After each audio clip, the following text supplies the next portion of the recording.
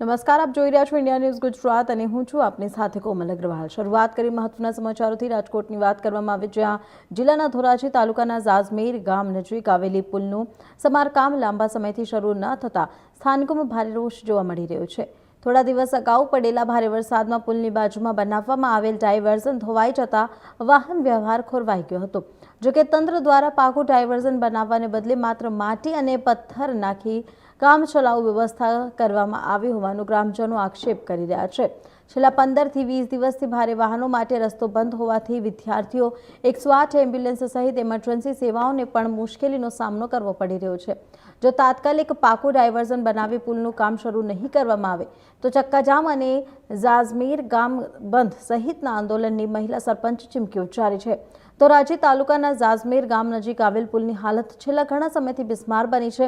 થોડા દિવસો પહેલા પડેલા ભારે વરસાદમાં પુલની બાજુમાં બનાવવામાં આવેલ ડાયવર્ઝન ધોવાઈ જતા વાહન ચાલકોને ભારે હાલાકીનો સામનો કરવો પડ્યો હતો।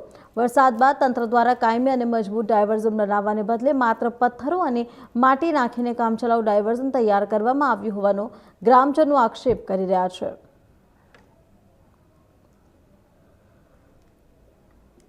ઝાજમેર ગામના સરપંચ છું।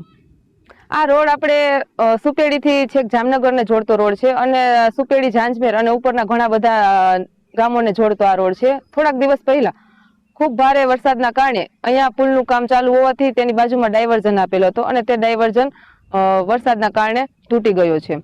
પણ હાલ આશરે 20 દિવસ જેવું થયું છે, પણ તંત્ર જાણે ઘોર નિંદ્રામાં સૂતું હોય તેવું લાગે છે। તંત્ર કોઈ પણ પ્રકારની જવાબદારી લેતું નથી। આ રોડમાં ઉપરના આશરે 50 જેટલા ગામો આવે છે અને ઉપરના ગામોના વિદ્યાર્થીઓ અને ખેડૂતો ની અવર જવર ચાલુ જ હોય છે।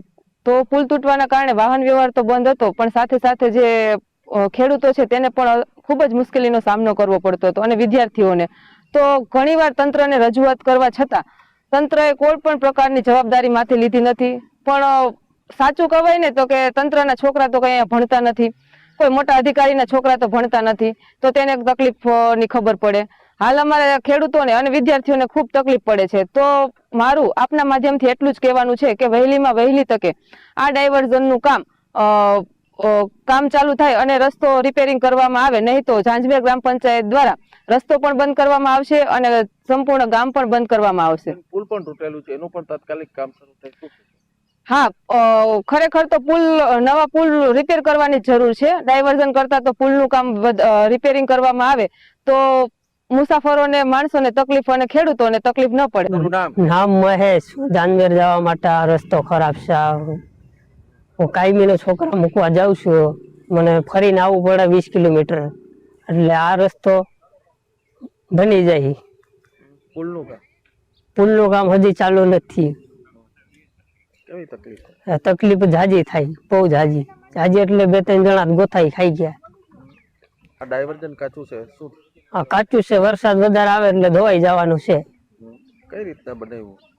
બધું માટી નાખી, માથે ભૂંગરા નાખી, એટલે વધારે વરસાદ થાય એટલે ધોવાઈ જવાનું, રહે નહીં। પછી વરસાદ આવે તો વાહન ખૂંચવાના બનાવો બને છે? વરસાદ આવે એટલે ધોવાઈ જવાનું છે અને વાહન તો ખુશી જ જાય છે, બીજું કઈ। હું ઝાજમેર નો છું, મનસુખભાઈ કાનજીભાઈ ઘેટિયા, ઝાજમેર નો છું। આ કોરોદને રસ્તે મારી જમીન આવેલ છે અને આ રસ્તો અહીંયા પુલ બને છે, એ પુલ હજી કામ તો ચાલુ થયું જ નથી। બાજુમાં ડાયવર્ઝન કાઢેલો છે, ડાયવર્ઝન હજી હાલે એમ નથી। હાલતા એકવાર કર્યો તો હમો, પણ ધોવાઈ ગયો અને જો આ રસ્તો હવે નહીં સરખો થાય તો અમારે 20 કિલોમીટર હાલી અને ફરીને જવું પડે વડોદરા રસ્તે। કેવી મુશ્કેલી થાય છે? બહુ મુશ્કેલી થાય છે। હજી આ કરે છે, પણ આ મને શંકા હજી આ રસ્તો હાલશે નહીં। વરસાદ થશે તો શું?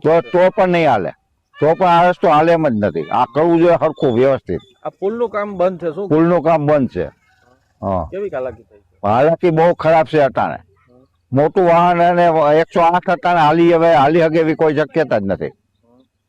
તો દર્દીને લઈ જવા હોય તો આમ ફરીને જવું પડે એમ પોઝિશન છે। કોઈ સંજોગે અહીંયા હાલે એમ નથી, આ રસ્તો હાલે એમ જ નથી। કેવા વાહન નથી હાલી શકતા? હે, કેવા વાહન નથી હાલી શકતા? કોઈ આ 108 4 વ્હીલ એવું કઈ મોટું સાધન હાલી હગે એમ નથી। મોટર સાયકલ ને રિક્ષા ને એવું હાલે એમ છે।